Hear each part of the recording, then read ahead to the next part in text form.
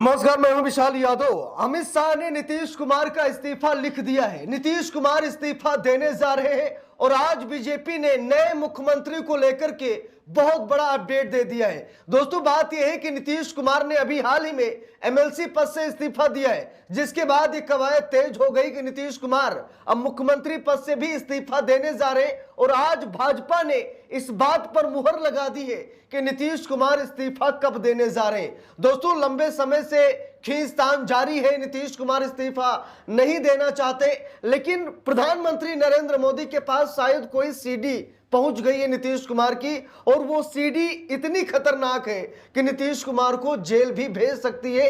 इसीलिए नीतीश कुमार कुर्सी की कुर्बानी देने के लिए तैयार है। दूसरी तरफ ये कहा जा रहा है कि नीट छात्रा हत्याकांड मामले में नीतीश कुमार के बेटे निशांत कुमार का नाम भी सामने आ गया है, तो बाप भी जेल जाएगा, बेटा भी जेल जाएगा। इससे अच्छा है कि मुख्यमंत्री की कुर्सी छोड़ दी जाए। दोस्तों, प्रधानमंत्री नरेंद्र मोदी कभी किसी के सगे नहीं हुए। यहां तक कि लोग यहां तक कहते हैं कि जो अपनी बीबी का नहीं हुआ वो किसका क्या होगा। ठीक है, तो नीतीश कुमार को पहले ही भांप लेना चाहिए था प्रधानमंत्री नरेंद्र मोदी को, लेकिन नहीं भांपे और मौके पर पलटी नहीं मारी, जिसका खामियाजा नीतीश कुमार को भुगतना पड़ रहा है। देखिए, लिखा भी है, नीतीश कुमार के बाद अगले मुख्यमंत्री को लेकर ताजा अपडेट। बीजेपी नेता ने बता दी फैसले की तारीख। तो देख लीजिए, भाजपा ने फैसले की तारीख बता दी है। भाजपा ने यह भी बता दिया कि अगला मुख्यमंत्री किस पार्टी का और कौन हो सकता है, इसकी भी बड़ी अपडेट सामने आ गई है। तो एक एक करके बारीकी से हम सभी लोग देखने जा रहे हैं कि बिहार में क्या कुछ होने जा रहा है। बस ज्यादा दिन नहीं, 8-10 दिन का इंतजार कीजिए। 8-10 दिन में सब कुछ क्लियर हो जाएगा। देखिए, लिखा भी है, बीजेपी सांसद मनोज तिवारी ने आगे कहा कि नीतीश कुमार का बिहार बहुत प्रशंसा कर रहा है, होनी भी चाहिए। उन्होंने कहा कि वो यानी नीतीश हमेशा हम लोगों के बड़े भाई रहे हैं। जरा देखिए, अपने ही गद्दार होते हैं और अपने ही खुददार होते हैं, और आज अपने ही गद्दार निकले। मनोज तिवारी क्या कह रहे हैं कि नीतीश कुमार हमारे बड़े भाई जैसे हैं, आज पूरा बिहार उन पर गर्व करता है। तो भाई, खंजर क्यों घोंपा, ये बताइए। अगर नीतीश कुमार को आप अपना बड़ा भाई समझते हैं तो भाई आपने खंजर क्यों भोंका। प्रधानमंत्री नरेंद्र मोदी और शाह ने नीतीश कुमार को ब्लैकमेल करना क्यों शुरू कर दिया। देखिए, लिखा भी है खबर में, नीतीश कुमार के बाद अब बिहार का अगला मुख्यमंत्री कौन होगा, इसके बारे में हर कोई जानना चाह रहा है। सियासी गलियारों और मीडिया रिपोर्ट में अगले सीएम को लेकर कई नामों की चर्चा हो रही है, लेकिन असली तस्वीर कब तक साफ हो पाएगी ये कह पाना थोड़ा मुश्किल है। हालांकि इस पर बीजेपी की ओर से बड़ा बयान सामने आया है। बीजेपी नेता और पार्टी के सांसद मनोज तिवारी ने अगले मुख्यमंत्री को लेकर फैसले की तारीख भी बता दी है। अब कौन सी तारीख बताई गई है भाजपा की तरफ से, जरा ये भी आप लोग देख लीजिए। लिखा भी है, बीते मंगलवार यानी 31 मार्च 2026 को बीजेपी सांसद मनोज तिवारी मीडिया से बातचीत कर रहे थे। इस दौरान उनसे पत्रकारों ने सवाल किया कि अगला मुख्यमंत्री आप किसे देख रहे हैं। इस पर मनोज तिवारी ने कहा कि 10 तारीख को पता चल जाएगा, अभी तो हम उसमें कुछ नहीं बता सकते क्योंकि हमारी लोकतांत्रिक प्रक्रिया है।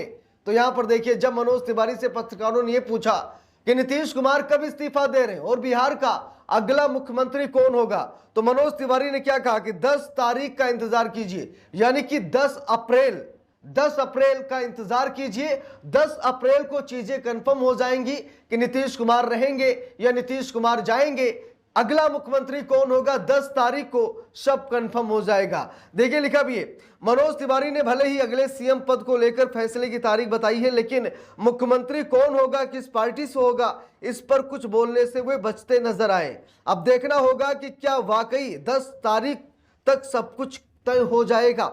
लिखा भी है, सांसद ने नीतीश कुमार को बताया बड़ा भाई।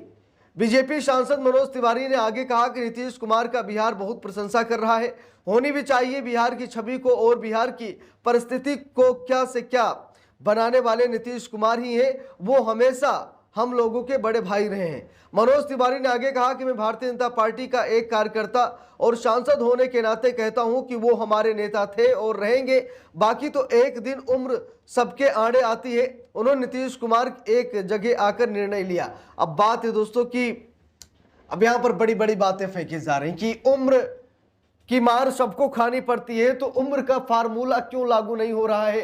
प्रधानमंत्री नरेंद्र मोदी पर, वो भी तो 76वें साल में प्रवेश कर चुके हैं, 77वें साल में प्रवेश करने वाले हैं। तो बात यह है कि जब बारी मोदी की आती है तो सारे नियम कानून तोड़ दिए जाते हैं, लेकिन बात जब किसी एनडीए घटक दल के नेता की आती है या भाजपा के किसी और नेता की आती है तो नियम कानून लागू हो जाते हैं।